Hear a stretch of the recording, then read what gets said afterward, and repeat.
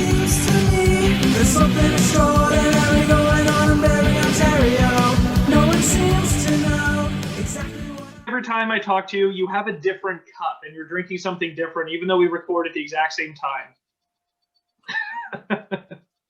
I'm Italian. I'm drinking coffee. At 6:30 at night, you're insane. Fine.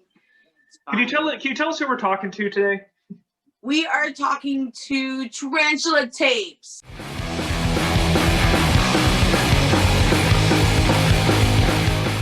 Yay! Hey. Hey. Welcome. Thanks for being on the show. Thanks for chatting with us. Yeah.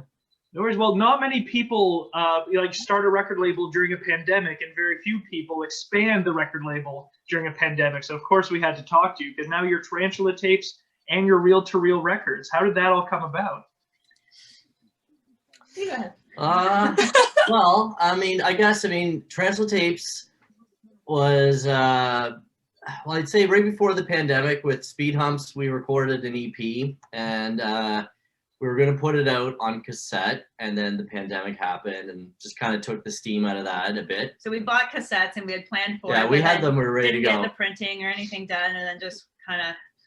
Then I think, as the summer was going on, I don't know, I think we were growing bored. And then we said, we should make those tapes. And we're like, we should start a cassette label. We're like, really? Are we gonna start a label? Like, let's just see how it goes. and then that kind of happened. And then our friend Kurt, fast forward a couple months, our friend Kurt at Reel-to-Reel Records, who we had worked with him in the past. He put out my solo album. He put out a Heavy Petter album on cassette, and a ton of good bands from London and other places in Ontario as well. And anyway, he had been doing it for a few years, and he reached out to us while we were doing Tarantula Tapes and said, he was kind of looking to wind down and focus on other things. Want to know if we'd be interested in taking that over and running it. And because we like to be busy, we're like, sure, let's do more. We like so to we punish did. ourselves with no free time. So we did. So that's kind of how that happened. It was certainly a friendly thing. There was no takeover, right? It was just more. We're taking it on and continuing the legacy and trying to, keep that going. I know we hear all the time at the store, like, oh, it's so crazy the vinyl's coming back, or it's come back in such a big way. Did you ever think that cassette tapes would start coming back in the way that they have? No. Yeah. Like a couple of years ago, when was it? Was it May 2019 when we put out the full-length Heavy Petter album? And shortly thereafter, I don't remember exactly when, but Kurt reached out to us about doing cassette. I didn't know he was running Reel-to-Reel at the time, and then we kind of figured it out. I'm like, wait a second, is this Kurt? But my initial reaction was, cassette, huh? And then that quickly, after we talked about it, we're like, yeah, let's do cassettes. And it's been fun, and it kind of I guess it kind of sparked the thing. Like I've seen it, I guess, through the scene, especially when I lived in Toronto. I would see in bands putting out cassette, and I always thought it was odd. But then you talk to them, and they're like, no, people are buying these. And they do well. And the Heavy Petter ones did well. They definitely sold faster than the CDs and vinyl. So we still have lots of those and no tapes. But yeah, it seems to be, given we're not seeing each other, we're not playing shows, you're only buying them like local drop off or online. It's doing surprisingly well considering. So hopefully this just gets bigger when shows start happening and bands can go on the road and that. So yeah, who knows where this is going. It's like I like to tell people, is during a time when we're not getting together, we're taking obscure music and putting it on an obscure format. So, so for those who like this stuff, I guess it's good because they're supporting it and supporting all of these great bands. So that's awesome, and I hope that keeps growing.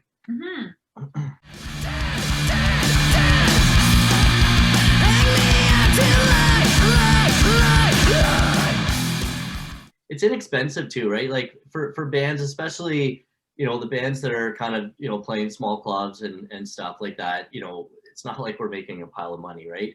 So putting out vinyl is really expensive. Like I don't think people realize how expensive it is for bands to put out vinyl unless you have a label backing you, and Or if you It's can be on the road huge, touring it and selling it all the time. so tapes are an inexpensive way to get physical media out there. So what kind of bands or what kind of artists does it take to be recorded onto cassette by Tarantula Tapes and Reel to Reel Records?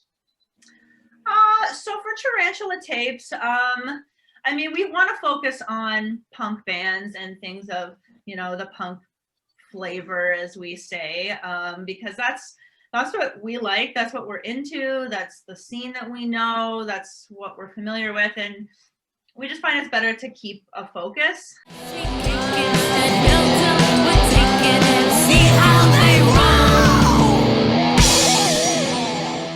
Yeah, generally, if it's a punk of something we dig, then.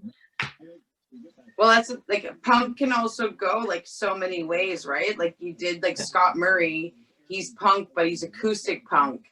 You could also do like there's so many different kinds of punk that you could do out there that we're doing like some pretty poppy punk, we're doing grunge punk, maybe like ska punk or something like and like there's a lot of crossover in those genres too. Making up the spare bed, I need a place to live for my final years. You've been so kind.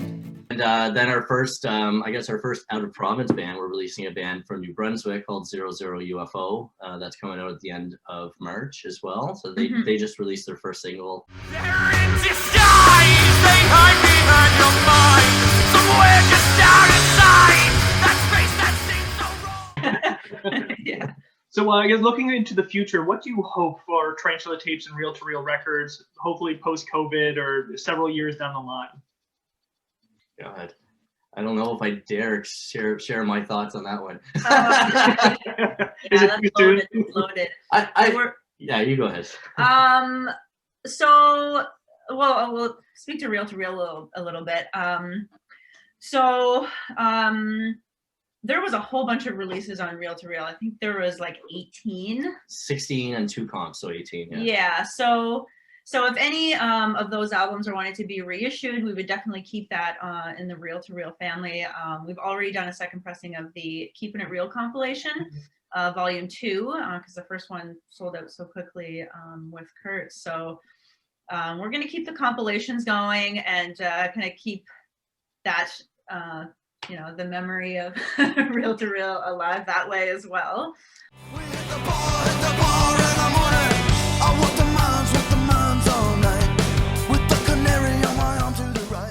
I think the next quite a few releases are all new releases. So none of these bands have had an opportunity to do a release show, right? So there's some exactly. There's some interesting possibilities that could happen once we're able to start doing shows again, right? A lot of these bands are gonna want to be able to play all this stuff on stage and really pump it in person, and so I think there's going to be a lot of hopefully collaboration opportunities for everybody in the future. And hopefully some venues to play at. We won't talk I'll keep you posted. I just want to say how proud I am of you guys. You guys are killing it. You guys are two of my best friends, and during a pandemic, you literally you've been a promoter, format for the music scene. You've been kind of between Barrie doing his lifted stuff and Scott and all them, all the time I see people being oh my God, Tarantula Tapes, it's shared everywhere. I'm just so proud of everything you guys have been doing, because it's amazing. And we're in a pandemic, so I totally it's insane. It's awesome. Thank you. That's super flattering. I mean, it's it definitely kind of progressed in a way we didn't expect. We definitely didn't, like we said, expect to be this busy, and we're super grateful of how supportive everyone has been, in the community, outside the community. And, you know, obviously we're super stoked that all these bands trusted us and wanted to work with us. I mean, that's pretty huge. So, yeah, it's been a really nice experience. So, and thank you for the nice feedback. A friend of mine was saying, like, obviously a lot of bands have released things digitally, either or like they've done live streams from like living rooms, or they've gone acoustic because like 2 of them can do that out of the full band. And they said, I think like the real mark of surviving as an artist in 2020 and 2021 is to have something physical that says that this was released during a pandemic, and that should be the sign of like a very strong and healthy music scene. So the fact that Tarantula Tapes, reel-to-reel records you're literally creating like little timepieces during a time when music and the arts are struggling so hard. You're creating keepsakes that said, shit got really bad, but it still happened, it still existed, and here I am, which is amazing. Wow, that's an awesome way to think of it, actually. That's cool. It's like a business card for badasses. I'll take that too. What are you guys into right now that you want to either shout out to, or like bands that you're releasing right now? I know there's one that you're wearing, you know, and stuff like that. Oh yeah, and the one that just came out. Yeah, the holdout. I mean, this was totally by coincidence as well. Yeah, it's cold in the house.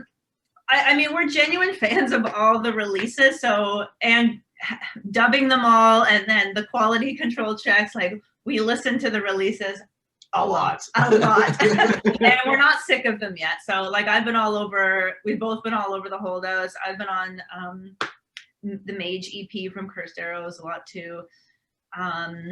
Other stuff, I've gotten really into the thermals again. I know they've been around for a while. I discovered Big Joni. They're in like the UK DIY punk scene. They're pretty cool. And then I discovered this doom band, 1782. I found them on like Heavy Psych Sounds records. Yeah, they're from Italy. It's pretty wild. It's pretty heavy. It's cool. I'm gonna have to check that out for sure. Yeah, I've been going through, with Bandcamp Friday was recently, I bought a pile of stuff. So I've been going through and listening to that. The other night I just put on headphones and just listened through a ton of albums. So surprisingly, a lot of stuff from the East Coast, but a band from Halifax called Cluttered. They're really cool. Maddie Grace, she's from Future Girls, was an Out of Control, or a few other bands, but great songwriter and great music. They put out a release in pandemic. From Prince Edward Island, Antibodies and Warsh. So they're 2 cool punk bands I'd never heard of before from Charlottetown. Oh, I think they're on the Sewer Side 7-inch I just bought. Antibodies are for sure. That's actually kind of the connection for that one. So yeah, they're cool. Listen to them. 00 UFO releasing their debut full-length album next month. Listen to that a bunch. It's really cool. And the Holdouts, I mean, we just put that, and I've been a big fan of theirs for a bit anyway, and then for us to put out this new EP of theirs, we listened to that a lot lately as well. It's really cool stuff. So then they're from St. Catharines, but yeah, that's what I've been listening to the last week or so. And then definitely everything that Maddie G gave a shout out to the other week. We echo that. Yeah. Can you give us a song to play us out on? Ooh. Well, why don't we do the Holdouts, since they just came out? All right. Yeah? I think my current favorite song off that EP is Cats and Dogs. The last track on it. That's the one that I've been really, they're all good, but that's the one I like, I can listen to it twice in a row. Yeah, Cats and Dogs by the Holdouts. Awesome. Casey, Core, Jillian, thank you all so much for being here. Lovely to meet you and see you all again. And to everybody else, here's Cats and Dogs by the Holdouts. Go check out Tarantula Tapes. Go check out Reel to Reel Records. Support the scene however you can, and hopefully we'll see you back in a grungy, sweaty, smelly club soon. Yes. Yes. Thanks, awesome. guys. Thank you. Talk to you soon. Take care, guys. Talk to you soon.